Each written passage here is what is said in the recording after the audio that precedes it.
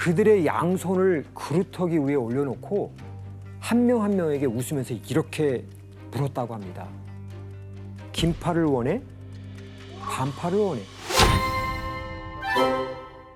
다이아몬드의 매력에 푹 빠지게 된 이때 드비어스가 더 좋은, 더 많은 최상품 다이아몬드를 확보하기 위해 집중한 곳이 바로 시에라리온 다이아몬드 광산이었습니다. 시에라리온의 원주민들은 다이아몬드를 길가에 굴러다니는 흔한 돌멩이로 여겼다고 합니다. 가치를 사실 그래, 네, 잘 그럴 줄 몰랐구나. 알았어. 처음 발견하면 그게 뭔지를 뭘 알겠어. 그러다가 제2차 세계 대전이 터지고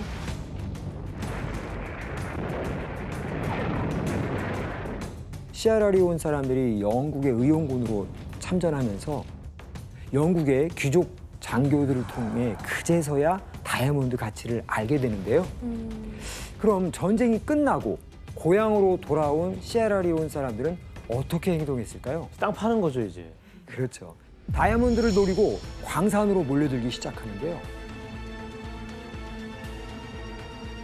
하지만 이미 광산의 모든 다이아몬드는 드비어스의 차지였고요. 경계가 삼엄했기 때문에 원주민들이 다이아몬드를 채굴하기란 쉽지 않았죠. 그래서 선택한 것이 바로 광산에서 일하면서 몰래 빼돌리는 거죠. 방법은 간단했습니다. 시에라리온에서는 다이아몬드를 채굴할 때 진흙을 퍼서 일명 흔들이라는 작업으로 다이아몬드를 골라냈는데요.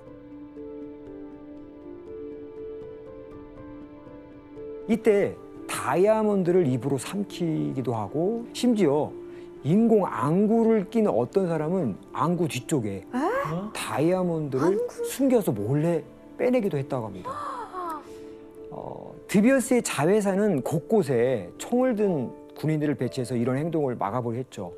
하지만 불법 채굴과 밀수를 막는 데는 역부족이었습니다. 불법으로 다이아몬드 채굴에 매달린 사람만 약 3만 명이 넘은 만큼 온 나라가 다이아몬드 찾기에 빠져 있는 상황이었죠. 아이러니하게도 다이아몬드의 가치를 알게 된 순간 다이아몬드의 저주가 시에라리온에 퍼지기 시작한 것이죠. 그러네요. 국가 경제가 붕괴되기 시작했네요. 그렇죠. 그래서 시에라리온은 다이아몬드라는 이런 자원의 축복 속에서도 갈수록 상황은 막막해져 갔는데요. 그런데 때마침 아프리카의 독립의 바람이 불면서 1961년 4월 27일 독립을 맞게 되는데요. 엘리자베스 2세 여왕을 국가 원수로 하는 영연방의 자치국가로서 독립한 것이죠. 게다가 식민지배 당시 영국은 해방 노예들뿐만 아니라 각 부족장들에게도 독재 권력하고 또 경제적인 특혜, 특권을 많이 안겨줬는데요.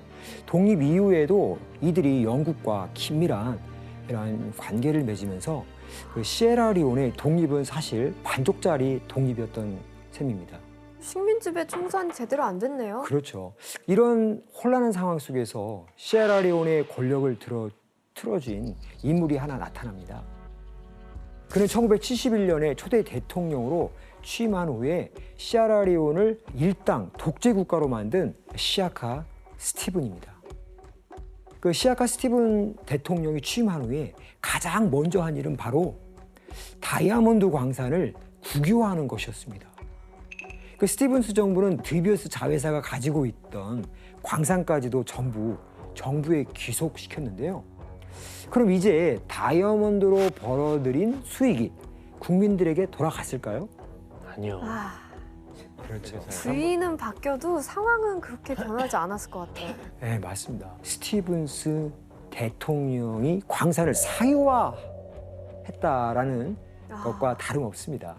이렇게 다이아몬드로 일부 권력자들만 이속을 챙기던 상황 속에서요. 시에라리온은 또다시 다이아몬드 붐을 일으키는 사건이 벌어지게 됩니다. 1972년 2월 14일 코이두 지역의 디미코 광산에서 무려 968.9캐럿의 다이아몬드가 발견된 건데요. 한번 영상 한번 보실까요?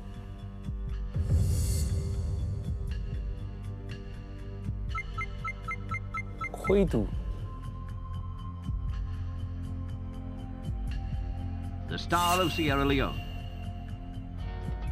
When bidding starts on the Wow. London market, 1000 this 캐럿 almost 가까이 되네. priceless lump of carbon is expected to raise a cool £1 million.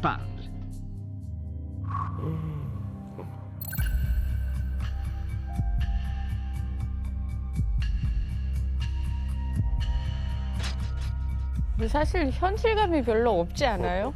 근데 솔직히 말하면 우리한테. 안 이뻐요. 빛이 안 비쳐서 안 예쁜 거지 빛을 비추면 또 예뻐요. 네.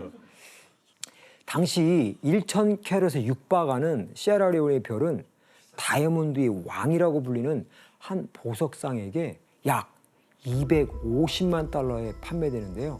현재 가치로 따지면 약 228억 원에 육박하는 어마어마한 가격입니다.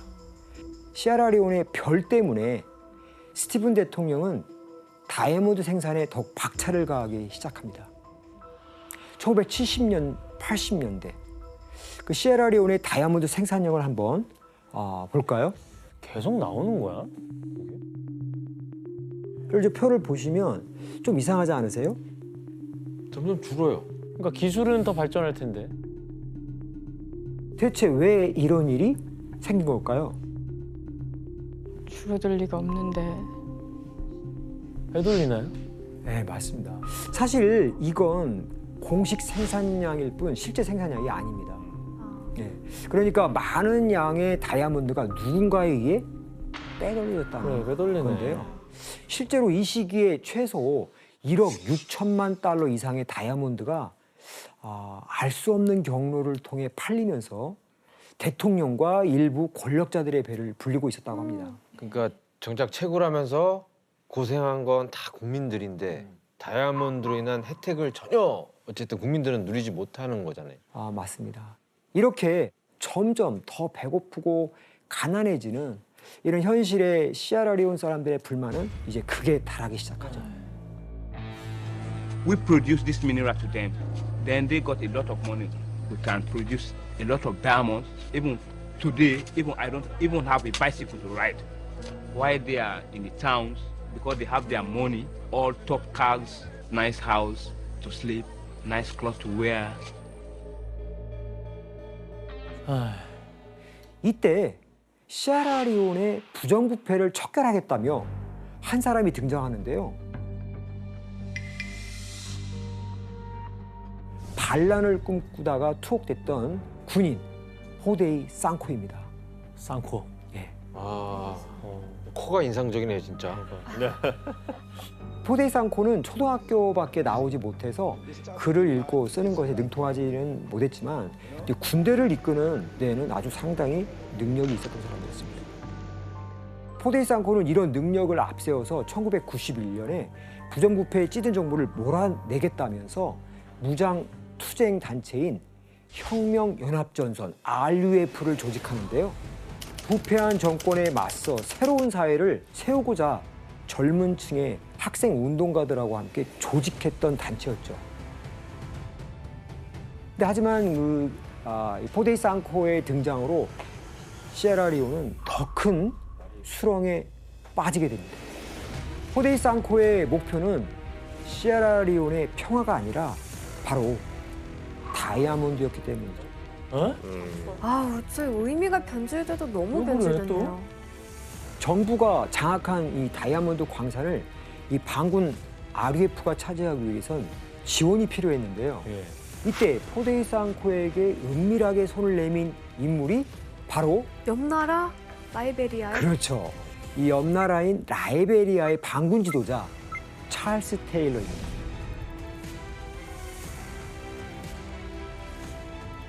이 찰스 테일러는요, 이 라이베리아 병사들을 빌려주면서 호데이 상코를 물심 양면으로 지원했어요. 당연히 공짜는 아니겠죠. 찰스 테일러 역시 시에라리온의 다이아몬드 광산을 차지하고 이익을 얻으려는 이런 욕심 때문에 기꺼이 호데이 상코와 손을 잡았던 것입니다. 다이아몬드 광산을 노린 호데이 상코의 반군 RUF와 찰스 테일러의 이러한 동맹이 결성된 후에 1991년 3월 다이아몬드를 둘러싼 피해 내전이 시작됩니다. 호데이 상코가 처음 내전을 일으킨 지역은 카일라호 지역의 보마루 마을인데요. 그런데 포데이상코는 왜 수도인 프리타운이 아닌 보마루 마을을 첫 점령지로 삼았을까요? 여기가 다이아몬드 생산지. 산지. 네, 맞습니다. 첫째는 이곳이 방금 말씀하신 것처럼 다이아몬드 생산지이기 때문에 점령 후에 다이아몬드를 팔아서 전쟁 자금을 충당할 수 있고 그 라이베리아의 지원을 받을 수 있잖아요. 그렇죠. 찰스 테일러의 도움을 받기가 아주 용이했던 것이죠.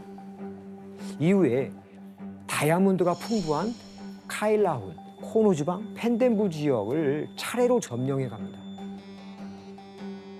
그래서 다이아몬드를 판매한 돈으로 무기를 사고 또 그 무기로 전쟁을 벌였기 때문에 이 다이아몬드 광산을 차지할수록 반군의 RUF의 세력은 계속 점차 커져 갔습니다. 그럼 저렇게 하는 동안 뭐 정부는 뭐 손도 못 쓰는 거예요? 그렇죠. 정부는 반군에게 빼앗기지 않은 아주 몇 개의 그런 광산에서 나온 다이아몬드로 뭐 계속해서 부정부패를 일삼고 있었는데요.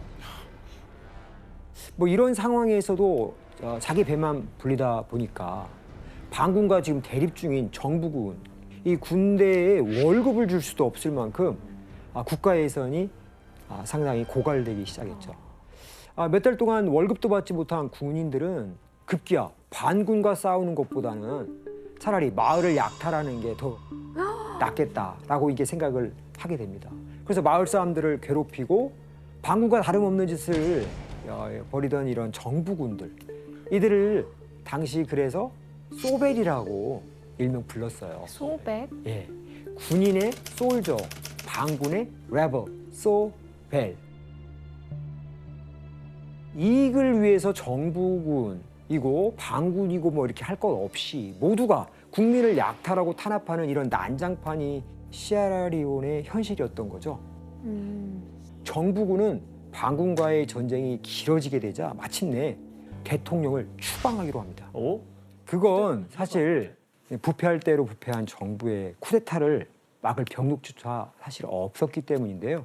그럼 쿠데타 성공 이후에 어떤 인물이 국가 수상의 자리에 올랐을지 사진으로 확인해 볼까요? 6명 중에 하나인가 그러면?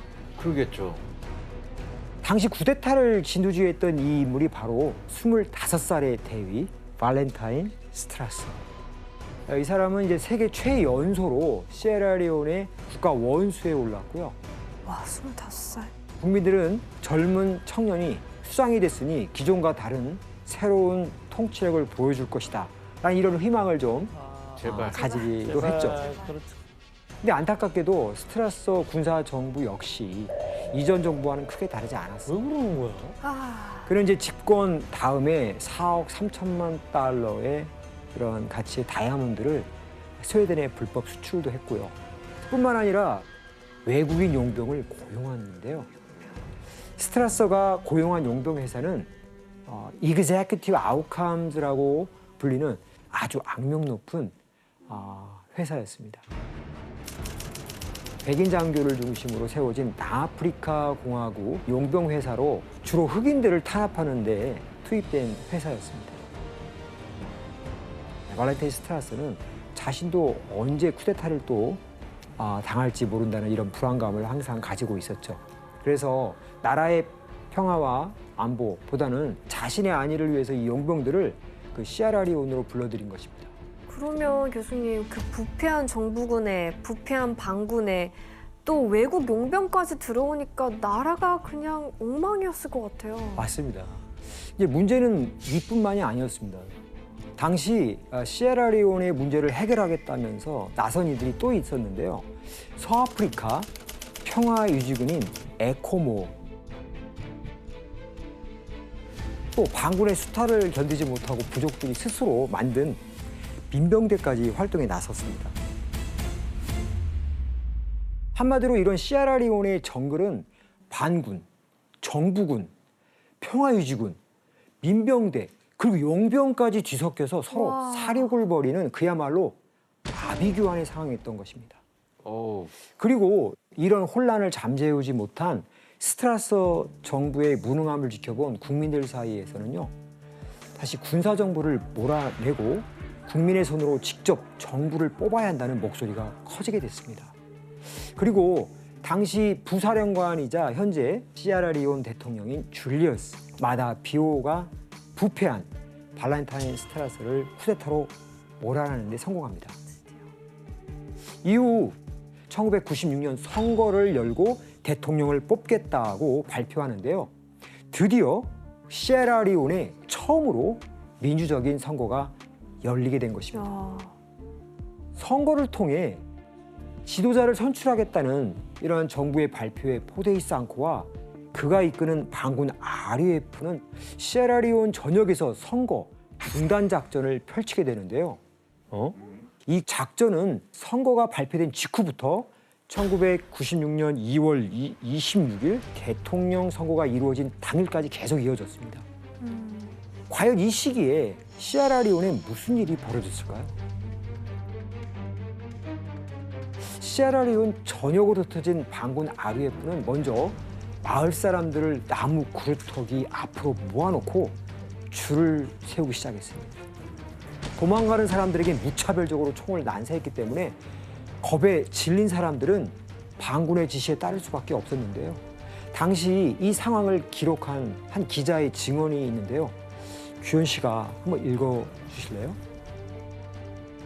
그들의 전술은 믿을 수 없을 만큼 잔인했다. RUF 병사들은 주민들을 광장에 모아놓고 땅에 놓인 종이 조각들 중 하나를 고르게 했다. 그 종이에는 손목 자르기, 목 자르기, 죽이기 등 온갖 종류의 고문 방법과 살해 방법이 써 있었다. 아, 너무 끔찍해요. 네, 반군은 그들의 양손을 그루터기 위에 올려놓고 한 명 한 명에게 웃으면서 이렇게 물었다고 합니다. 긴팔을 원해? 반팔을 원해? 대체 이게 무슨 뜻일까요? 긴팔은 팔꿈치 아래로, 반팔은 팔꿈치 위로 자르는 걸 의미하는데요. 어,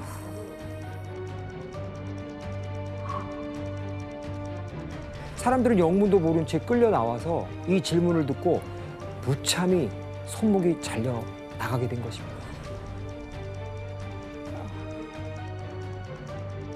같은 민족이 저런 짓을 했다는 거예요? 그렇죠. 내전 직후 이렇게 반군에 의해 손과 발이 잘린 시에라리온의 장애인 수만 2만 7천여 명에 이르렀다고 합니다. 그런데 반군이 모든 주민들의 손을 잘랐던 것만은 아니었습니다. 팔을 자르는 대신 다이아몬드 광선으로 보내서 힘이 좋은 사람들은 하루 15시간 이상의 혹독한 노동을 시킨 것이죠. 같은 나라 사람들을 상대로 왜 이런 끔찍한 일을 저지른 건가요? 포데이 상코와 반군 RUF의 숨은 속내가 무엇인지 먼저 피해자의 이야기를 들어볼까요?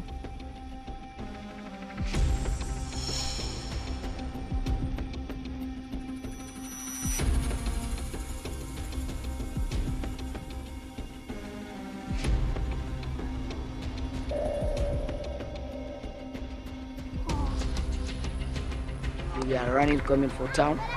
Others were searching for food when they got hold of us. When we heard that, we left the boats coming for town. We fell into their ambush. They captured us. We were full number, assembled 7 of us. 6 were killed. They chopped my arm and said, "Today you've washed your arm from politics." When I say they can't taste the bitterness of the war, I shouldn't tell you that the court we had to go to Chiyanka by a Kumakraki will give you an. 포데이 상코와 반군 RUF가 계획한 선거 중단 작전, 이러한 사람들이 투표를 하지 못하게 만들기 위해서 무차별적으로 손을 자르는 그야말로 공포 작전이었던 것입니다. 그런데 이게 억지 주장인 것을 알 수 있는 사진이 한 장 있습니다. 어린아이까지. 투표권도 없는 애를 그렇죠. 반군이 이렇게 투표권이 없는 어린 아이들뿐만 아니라 갓난 아이들의 손까지 잘랐던 거죠. 짐승만도 못하는 행동이다 진짜.